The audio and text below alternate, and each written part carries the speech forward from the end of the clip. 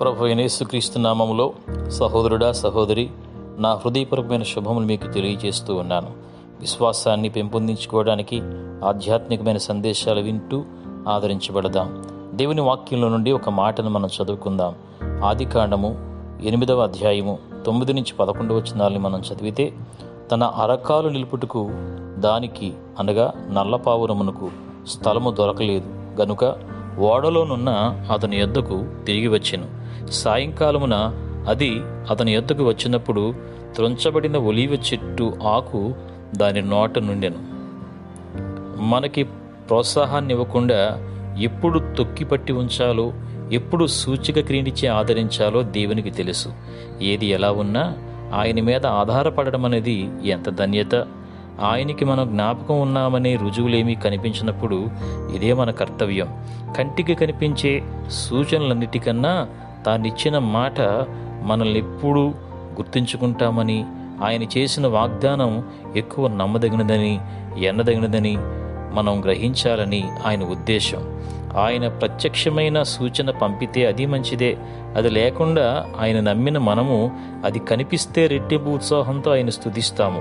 ఆయన వాగ్దానం తప్ప మరే ఇతర సాక్ష్యాలు లేకుండా నమ్మిన వాళ్ళు ఆయన నుండి అందరికన్నా ఎక్కువ ప్రేమని, బహుమానాల్ని పొందుతారు సుమా. తుఫాను చుట్టూరా కమ్మితే, పరలోక స్వరం మోగబోతే నమ్మండాయిన్ని మీ ప్రార్థనలన్నీ వింటున్నాడు అనేటటువంటి ఉత్సాహాన్ని మనం కలిగి ఉండాలి. దుఃఖం, శ్రమలు, బాధ దగ్గరైనా, అతి చేరువైన, ఆత్మీయులు దూరమైన ఆయనను మాత్రమే స్తుతించాలి.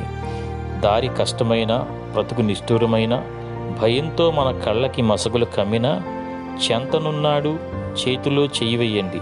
దారులన్నీ మూసుకుపోయినా, అందమంతా అనగారిన మనతో ఉంటాడు. నమ్మి మనం ఆయన సందులో విశ్రమించాలి. ఆలస్యాలు, తిరస్కారాలు కావు. మన ప్రార్థనలన్నీ ఆయన రిజిస్టర్లో రాసుకుంటాడు. వాటి కింద రాసుకుంటాడు, దీని సమయం ఇంకా రాలేదని.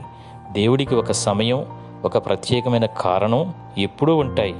మన ఉనికిని నిర్దేశించిన వాడే మన విడుదల కోసం పథకం కూడా సిద్ధం చేస్తాడు. కావున దేవుని బిడ్డ, నీ జీవితంలో దేవుని కార్యం ఆలస్యమవుతుందంటే అత్యధికమైనటువంటి మేలును నీ కోసం దాచి ఉంచాడని విశ్వసించు.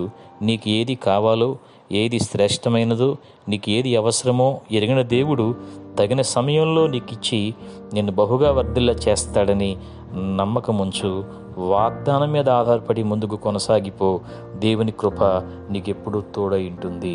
దేవుడు ఈ వాక్యం ద్వారా మిమ్మల్ని ఆశీర్వదించునుగాక. ప్రార్థన చేసుకుందాం. దయగల మా తండ్రి, ఈ చిరు సందేశాన్ని విన్నటువంటి సహోదరుల్ని, సహోదరుల్ని దీవించండి. కుటుంబాలను ఆశీర్వదించండి.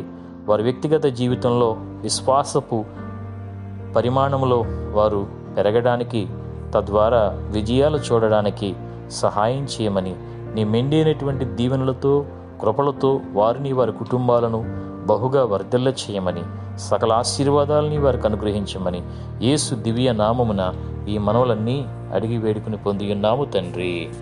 ఆమేన్. దేవుని కృపా, సత్య, సమాధానాలు మీ అందరికీ సదా తోడై నడిపించునుగాక. ఆమేన్.